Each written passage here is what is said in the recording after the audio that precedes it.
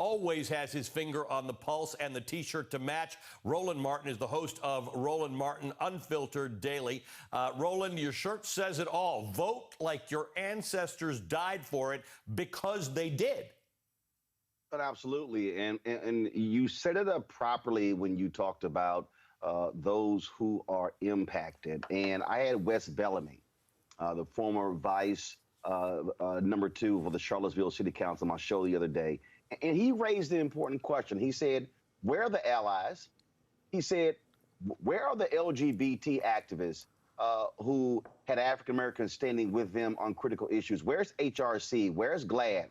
Why aren't they leading civil disobedience campaigns fighting for voting rights? Where's Vote Latino? Where's LULAC? Where's La Raza?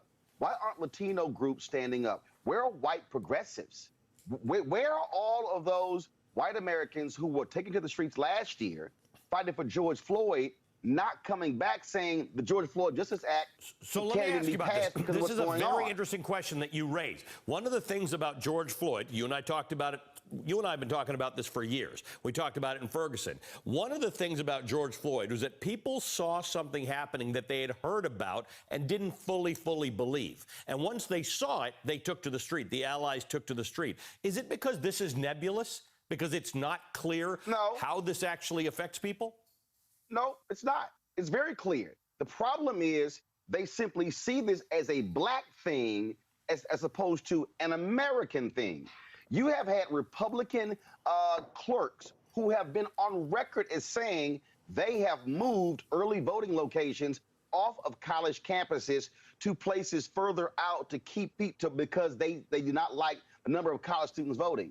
Those are white voters. It happened in Wisconsin. Not a lot of black folks, okay? It's happened in North Carolina and other states. I have been saying for years to young white voters, voter suppression affects you. What they're doing in Texas, they are angry that they've been losing the suburbs in Texas. And so they're targeting Houston, Harris County, Houston, Dallas County, Bexar County, San Antonio, also Travis County and Austin. Guess what? A lot of white folks living in the suburbs. And so I need white America to realize this is not just a black thing. So what's the way? This should be Freedom Summer 2.0. What's the way you make people realize that? Because there are two distinct reasons to join the fight, right, to be the ally. One is because you don't want your black and Latino friends or fellow citizens disenfranchised. But the other one is you cannot call yourself a democracy if everyone is not entitled to that same democracy. Then it's not fair. Absolutely. It's not part of the deal.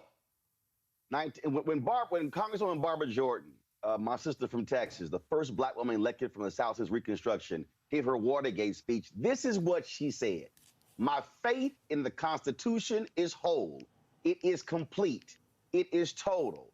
And then she said that she was not going to stand by and allow for the diminution, the destruction, and the subversion of the Constitution. What we see now is the perversion of the Constitution. And we have far too many people who are being silent. And so part of the problem, Allie, is when you only see black folks protesting, you only see black folks writing letters, those civil rights groups. You need to have people who are public. I need to see Senator Kristen Gillibrand and Senator Elizabeth Warren getting arrested like Congresswoman Joyce Beatty did, like Congressman Hank Johnson did. I need Senator Bernie Sanders sitting there getting arrested. I need white members of Congress, Latino members of Congress, Asian members of Congress. You had Asian Americans who were fighting for the anti-hate crime bill. Guess what? Y'all are impacted too. And I got to give some folks some history here, Allie. If you are voting in your native language, when you go vote, you better think black folks, because that's the 1965 Voting Rights Act.